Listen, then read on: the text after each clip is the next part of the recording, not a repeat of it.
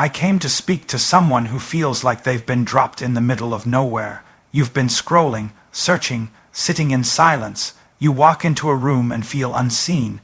You speak but feel unheard. You've been living behind a smile but screaming on the inside, and somewhere along the way, loneliness started to sound like your name. You've been asking the question no one dares say out loud, am I worth anything if no one is looking for me? But hear me, just because you're isolated doesn't mean you're invisible. Just because they overlooked you doesn't mean you're not overflowing with value. You're not forgotten, you've just been hidden for a purpose. See, we confuse isolation with abandonment, but they are not the same. Abandonment leaves you because you're not worth keeping, but isolation separates you because there's something in you worth protecting. God will pull you away to build you, not to break you. He'll isolate you not to punish you, but to prepare you. Some of you are trying to heal in crowds that wounded you, trying to find validation in voices that once silenced you. But your value doesn't come from visibility, it comes from your source. You are more than the likes, the tags, the calls that never came. You are not made whole by who texts you back. You're not defined by who walked out. They left, let them. God's not trying to make you popular, He's trying to make you purposeful. That ache you feel in isolation, that's not emptiness, that's space. Space for growth, space for revelation. Space for you to remember who you are without all the noise. You thought loneliness was your enemy, but what if it's your assignment? What if in the silence, you're finally able to hear what matters most? Not their opinion, not their approval, not their applause, but the whisper that says, you are still mine, you're still chosen, you're still called, you're still enough even when you feel alone, because isolation doesn't mean invisibility. And invisibility doesn't mean insignificance. You are not overlooked, you are being refined. You are not empty, you are being equipped. You are not lost, you are being led. And just because it doesn't feel good doesn't mean it isn't God. He does His best work in the wilderness, His deepest shaping in solitude. Ask Moses, ask Elijah, ask Jesus. Before the platform came the cave, before the miracle came the silence. So let them think you're invisible. Let them walk past your name. Because while they're distracted by the spotlight, God is building something unshakable in the shadows. You are not forgotten. You are not forsaken. You are not invisible. You're just in the process. And when it's time, when it's your time, the same people who overlooked you will wonder how they missed the glory in you. Because isolation didn't erase your worth, it revealed it. Isolation is not rejection, it's preparation for elevation. When you find yourself alone, misunderstood, or pushed to the sidelines, it's easy to assume something is wrong with you. The enemy will whisper that you've been abandoned, forgotten, or unworthy. But what if the season of separation is not punishment, but positioning? What if what feels like rejection is actually a divine redirection towards something higher than where you've been? Sometimes God has to pull you away from the noise so you can hear His voice more clearly. Sometimes He has to let the crowd shrink so that your calling can grow. He doesn't isolate you to diminish you. He isolates you to develop you, to strengthen you, to strip away everything that's been feeding your identity other than Him. When people walk out on you, don't always see it as betrayal. It may be a blessing in disguise. God will allow certain doors to close not to hurt you, but to move you, because you won't elevate if you're still attached to what was only meant for the last chapter. What you call rejection, God calls release. He knows who can go with you into the next season and who cannot. He sees the future you can't. And if you keep trying to drag the wrong relationships, the wrong opportunities, the wrong validation into a new dimension, you'll end up delayed. So He isolates you. He lets you feel that silence, not to punish you, but to help you finally see that your foundation was never meant to be built on who supports you, but on who sent you. There's something about isolation that reveals what's real. When the crowd disappears and the compliments fade, you find out what you really believe. You find out if your confidence was in Christ or in people clapping.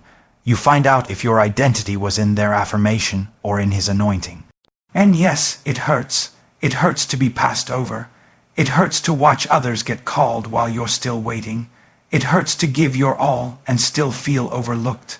But the pain of isolation is often the beginning of transformation. God will allow you to walk through a season where no one sees you, so He can teach you to see yourself the way He does. Where you stop depending on the light of approval and start walking in the light of purpose. Elevation requires excavation. He has to dig deep to build you high. He has to clear out insecurity, pride, fear, and comparison so He can elevate the version of you that's rooted in His truth, and He can't do that in a crowd. He does that in the cave, in the quiet, in the moments where it's just you and Him. The place where you stop performing and start becoming. The place where your mask drops and your soul finally breathes. That's where the anointing starts. That's where true strength is born, not on stages, but in secret. Not in likes and follows, but in lonely prayers when no one is watching. That's where kings are formed. That's where warriors are trained. That's where purpose is refined. You keep thinking you've been benched, but maybe God has you in boot camp. You think you've been sidelined, but He's setting you up. You're in training, not in trouble. The silence isn't the absence of His presence, it's the setup for His power. God always separates before He elevates. He separated Abraham from his family. He separated Joseph through betrayal. He separated David in the wilderness. He separated Jesus in the garden. Each time, the isolation wasn't the end, it was the initiation, the beginning of something greater than what anyone around them could have imagined. So if you feel alone, don't panic, lean in. Let God do His deep work. He's building something in you that the crowd can't comprehend. He's shaping your character to match your calling. He's letting you get uncomfortable so you won't settle. Sometimes the greatest elevation requires the greatest elimination. And if God had let you stay where you were around who you were, you would have never grown into who He created you to be. Isolation is not rejection. It's not failure. It's not abandonment. It's refinement. It's God pulling you close so He can push you forward. The higher the calling, the deeper the cutting. The greater the purpose, the longer the preparation. So don't resist it. Don't curse the cave. Don't try to rush out of what God is using to root you. Elevation looks glamorous, but it's built on the quiet decisions you make in the dark, when no one's clapping, when no one sees, when it's just you, your questions, your fears, and your God. That's where power is born. Your worth isn't proven by attention. It's revealed in hidden seasons. There is a deception that creeps into the soul when we begin to equate visibility with value. We begin to measure our significance by how many people notice us, how many likes we get, how often our phone rings, or who keeps us in their inner circle. But true worth was never meant to be calculated by public affirmation. Some of the most powerful moments in life happen behind closed doors, in silence, in tears, in the places where no one is watching, and yet those are the moments that shape you, that define you, that build the kind of identity no applause can give and no criticism can take away. Hidden seasons are not wasted seasons. They are the proving ground of authenticity, the place where everything shallow is stripped away and only the real remains. When you are hidden, it doesn't mean you're irrelevant.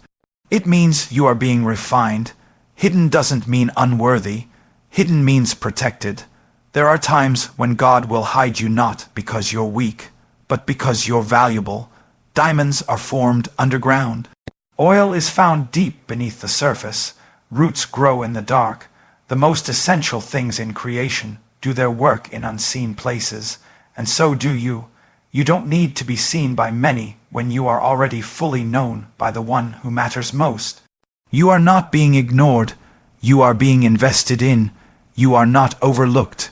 You are being overshadowed by grace, by wisdom, by growth that can't happen in the spotlight. Your worth isn't up for a vote. It isn't based on opinion polls. It's been set by the one who called you before you were even born. We live in a world obsessed with platform, with popularity, with performance. But there is a difference between being busy and being built. You can have crowds and still be empty. You can be noticed and still feel unseen. There are people who are surrounded by fans but starving for connection. because worth doesn't come from the size of your audience. It comes from the truth of your identity. Until you know who you are when no one's looking, you'll always need someone to look at you to feel important. But when you know that your value is eternal, internal, and immovable, you stop chasing attention and start carrying purpose. You stop trying to be noticed and start living noticeably different. You stop craving validation and start moving with vision. Hidden seasons test what you really believe about yourself. When no one says thank you, do you still show up? When your name isn't called, do you still stay faithful? When it feels like no one sees your effort, do you still bring your best? That's where the real power is formed, in the decision to keep planting even when you see no harvest. In the discipline to keep showing up even when no one claps. In the resilience to keep trusting even when it hurts. You don't build strength in the spotlight, you build it in the shadows. You don't find your calling in the crowd. You discover it in the cave. You don't become who you're meant to be by being seen. You become it by being set apart.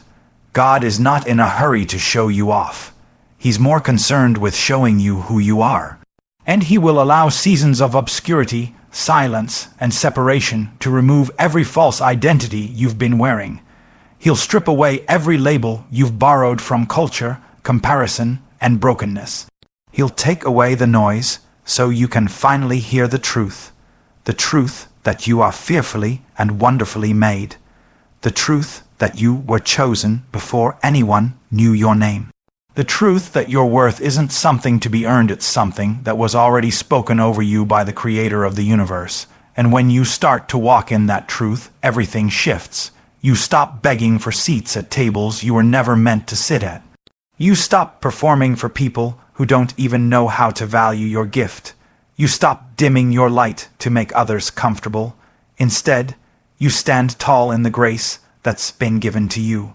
You walk with boldness, not arrogance, confidence, not conceit, knowing that the one who formed you also filled you with everything you need. There's nothing missing, nothing lacking, and no amount of rejection, delay, or invisibility can change the fact that you are worthy. You are worthy of love, of purpose, of impact, even if no one says it, even if no one claps, even if no one sees. The hidden season is not to break you. It's to build you up so strong that when the doors open, when the light shines, when the call comes, you won't crumble under the pressure. You won't lose yourself in the praise. You won't forget who sustained you in the silence, because you were never performing for them. You were preparing with him. You were growing roots so deep that storms won't shake you. You are being forged into someone who doesn't just look valuable, but lives from worth that cannot be taken. That kind of identity doesn't come from being noticed. It comes from knowing you've already been named. And the name you carry wasn't given by man. It was given by the one who sees you even when no one else does. God does his greatest work in you when no one is watching. In the quiet moments when the crowd has gone home, when the phone isn't ringing, when the spotlight is off and the applause has faded, that's where something sacred begins to stir. That's where heaven leans in, where grace meets you in your rawest form, where God begins to shape the version of you that is not for performance but for purpose. We often assume the most powerful work God does is the public miracle, the big breakthrough, the stage moment, the visible success. But more often than not, the greatest transformations happen behind the scenes, in the silence, in the stillness, in the space where it's just you, your struggles, your tears, and your God. That's where real character is born. That's where integrity is refined. That's where destiny takes root. In the hidden places, God begins to strip away everything that is false. Everything you've used to cover up your insecurity, everything you've leaned on to impress others, every counterfeit crutch that has kept you from fully depending on him. He removes the distractions not to hurt you, but to heal you. He silences the noise not to isolate you, but to initiate something deeper. Because as long as you're distracted by the performance, you can't embrace the process. And God is far more interested in who you're becoming than how you're being perceived. He will take you through seasons where it feels like nothing is happening, but what's really happening is everything you'll need for the next level. When no one is watching, That's when you wrestle with your real questions. That's where you stop pretending. That's where your faith stops being cute and starts becoming real. You stop quoting verses and start clinging to them.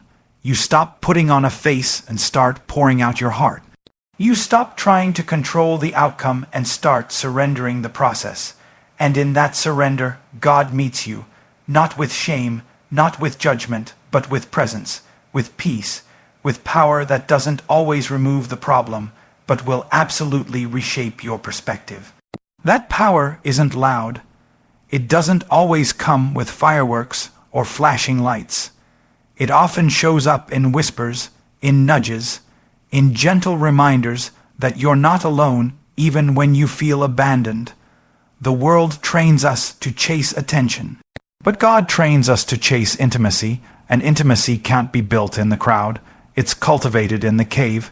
In the same way He met Elijah in the still small voice, God is calling you back to the place where your identity isn't rooted in who you impress, but in who He is. He wants to be your source, not your backup plan. He wants to be your sustainer, not just your rescuer. So He allows seasons where there's no one else to lean on but Him. Not because He's cruel, but because He's calling you deeper. Because He knows the future you can't see yet. And He knows that what He's building in you in secret will be the foundation for what He wants to reveal through you in public. We often despise the hidden seasons because we think they're delays. But what if they're deposits? What if every quiet day is storing up strength for the moment you'll need it most? What if the obscurity is actually security? What if the silence is the classroom where your soul is learning what no book could ever teach? In those hidden places, you start to understand that obedience matters more than applause. You realize that consistency is more important than clout. You recognize that peace is more powerful than platform. You begin to crave God's presence more than people's praise, and that shift, that deep, soul-level shift, is where true transformation begins. He sees you showing up when no one's cheering. He sees you serving when no one's acknowledging. He sees the effort, the discipline, the quiet tears, the silent prayers, and He's not wasting one moment of it. Every seed you plant in the hidden place will bear fruit in the right time, but He won't let you skip the process. Because He loves you too much to let you arrive unprepared. Elevation without preparation is dangerous, and God isn't trying to make you impressive. He's trying to make you impactful. So He works on your heart before He puts you on display. He crushes the ego before He releases the influence. He deals with the wounds before He trusts you with other people's healing. There's a reason He took David through the pasture before the palace, a reason He hid Moses in the desert before the deliverance, a reason He allowed Jesus to grow in obscurity before stepping into public ministry.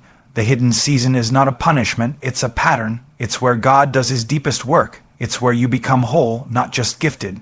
It's where your calling gets confirmed, not by public recognition, but by divine revelation. You don't need the world to validate what God has already placed inside you, and when you learn to trust that, you stop chasing stages and start stewarding your soul. When you finally realize that God is doing His greatest work in the moments that feel the most ordinary, the most invisible, the most overlooked, that's when everything changes. Because you stop trying to get out of the season, and you start asking what God is trying to get out of you in the season. You start leaning in, you start listening closer, you start walking slower. You begin to see the value of the hidden places, the sacred beauty in being shaped without needing to be seen. You find rest not in recognition, but in the knowing that the one who formed you in secret is still forming you for something more.